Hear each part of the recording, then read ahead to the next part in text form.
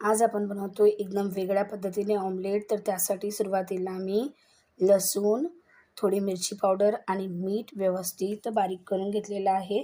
आता आपण कढईमध्ये तेल तापायला ठेवूया. यामध्ये घालूया कांदा. कांदा असा मून शेपमध्ये मी कापलेला आहे. याला व्यवस्थित परतून घेऊयात. त्यानंतर यामध्ये घालूयात 2-3 कढीपत्त्याची पानं.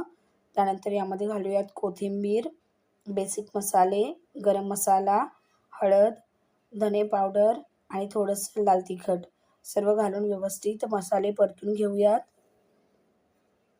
हे बघा, मसाले असे व्यवस्थित परतायचे आहेत. आता जेवढी तुम्हाला अंडी हवी आहे तेवढी एका प्लेटमध्ये फोडून घ्या आणि मग त्यांना असं कढईमध्ये घालून घ्या. मी 4 ते 5 अंडी यामध्ये वापरलेली आहेत. आता यांना व्यवस्थित अशा प्रकारे शिजवायचं आहे. तर यावरती मी सुरुवातीला थोडंसं मीठ घालते.